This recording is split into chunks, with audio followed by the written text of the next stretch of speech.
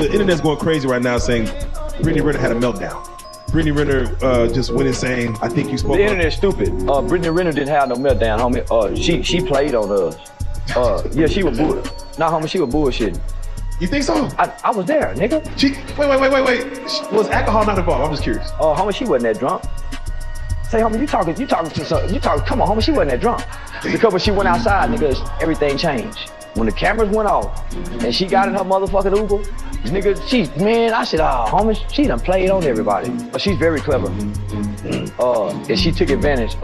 When the last time have you seen her viral in the headlines? It's been a while, right? It's been a while. Yeah, she took advantage, nigga. She checkmated all of. Damn. It took me half a day to realize that. because when she got in the Uber, I'm saying, man, she ain't the same person that was just in there. That actually makes sense because the more relevant she is on the internet, the more she's requested by a podcast. The minimum amount of money that he actually requires for him to come on a podcast is like $10,000. So how much you expect she getting? Not to mention more book sales because she got a book out. It's a financial cash cow for her and the internet is just so gullible. Come here, boy, with your fine ass. Excuse me. He's so fine. Come here. Excuse me. Sweetheart, that's it. That's the game right there. We not y'all. Y'all got to understand that we're not y'all. I don't need you to come to me with some smooth ass one-liner or something. I just need to know that you see me and let me do the rest. Come at me like that and that's fine. Actually, this is the main reason why I don't believe in having game and riz and all that type of stuff. And I actually learned this lesson from when a woman likes you and you don't like her back. You ever had a woman that likes you, you don't like her, you didn't riz her up, you ain't trying to spit no game to her, she like you, and you don't want her to like you, but she likes you because she thinks you're either attractive, she likes your personality, she thinks you're funny, and you are not attracted to her. I say all that to say is that my theory is if a woman actually likes you, and no matter how much of a baddie she is, all you gotta do is just be yourself, bro. Because I guarantee you she's liking somebody that don't like her back, and they ain't spit no game to her at all. Every guy has got to go through that fucking embarrassing ass stage where they chase a girl and all she's doing is running away. It's a canon event. It builds character. If you don't have an event like that in your life, if you've never been embarrassed, if you've never looked like an idiot, you're simply not trying hard enough. You're not taking as many risks. You're probably not even talking to anyone in the first place. I've had multiple of those, okay? And I'm embarrassed about it. And I look back on that and I'm like, dude, I was a fucking loser. But that's okay. I've learned my lesson and I can look back now and be like, what the fuck was I doing?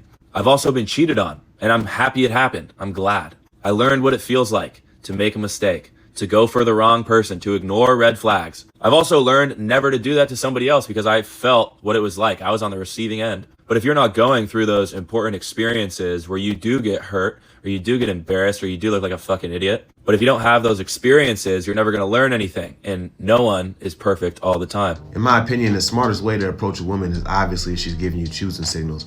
But as a man, you can't always wait for them daggone choosing signals, if I can be honest with you. You do have to get over that fear of rejection as a man.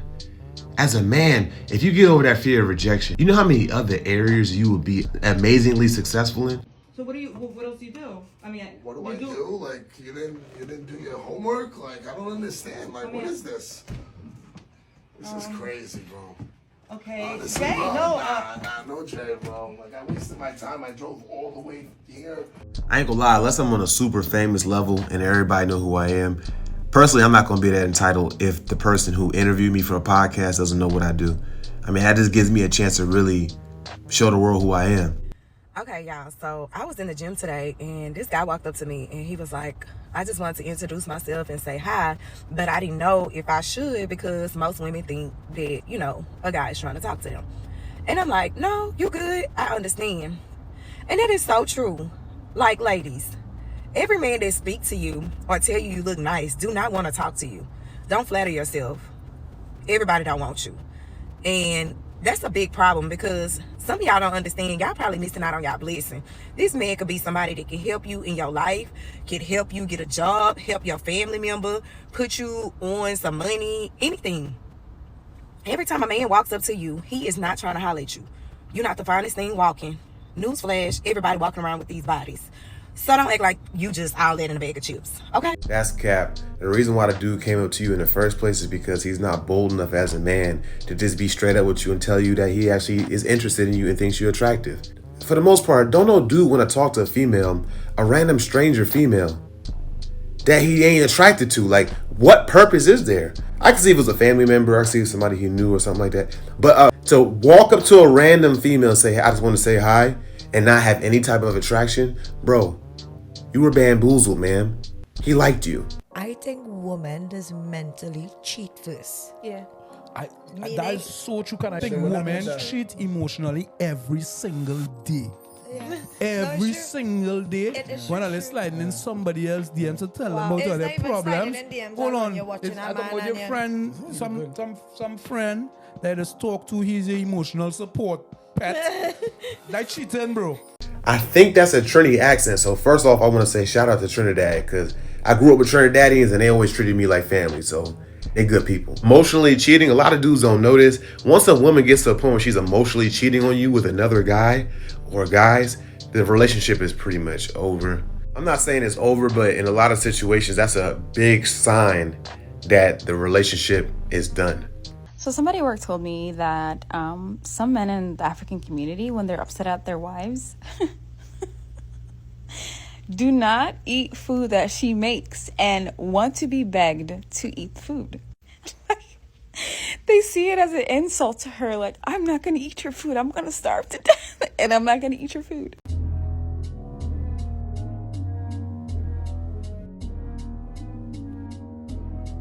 Yeah, I don't think anybody's starving anytime soon.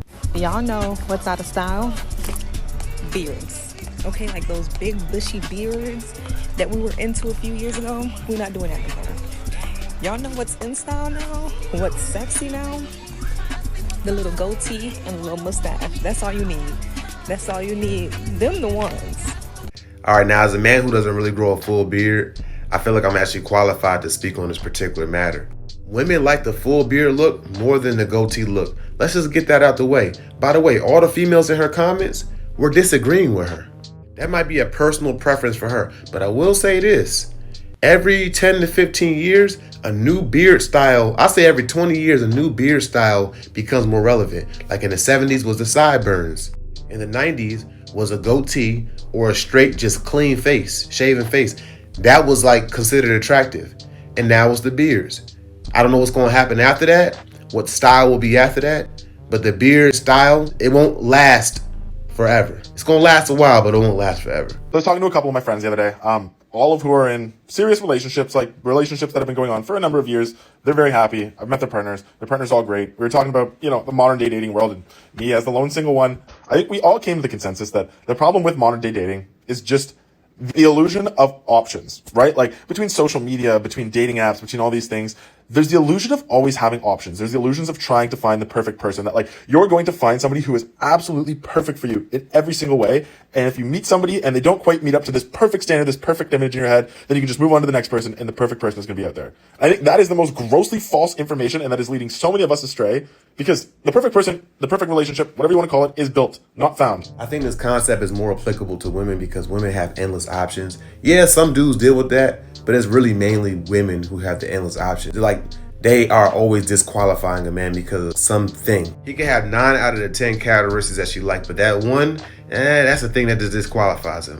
And he's right, it's just unrealistic. What's the goal? Marriage or happiness, Marriage is kind of a weird goal to have, though.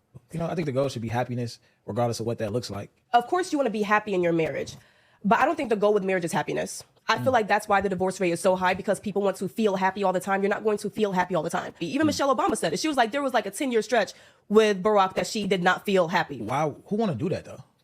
Is marriage not a commitment? It is a commitment, but okay. I don't think it's worth not being happy for 10 years, though. I'm cool. I mean, if that's what comes with it, I'm cool. His mindset is all jacked up because that's the same type of mindset that if he had children with a woman, which is a long-term thing, lifetime thing, if he's not happy, he'll leave, and then now the kids got to be raised by a single mother. And we all know the stats on that. If you're trying to find somebody with good character to marry and build a family with, and the moment they don't make you happy, you leave your family because they don't make you happy, that's sad. And if you're engaging in intimate moments with a woman that you're in a relationship with, you should automatically have in your mindset commitment, because the possibility of future posterity, which is future offspring, is a possibility, bro. These women want to take the lead. They want to pay the bills because they don't want to have to respect you. They want to be able to do whatever they want and do you any kind of way and have it be all right. It's a trap. So like the women who like being an alpha in a relationship, I can see them being like that. But the average woman, I don't believe is like that. I'll tell you what the problem is. Some of you guys don't have the audacity. Y'all are like, where do these men get the audacity? Get it. Find it. Acquire it. Purchase the audacity. Figure out how it's acquired. Because audacity, it will get you so far.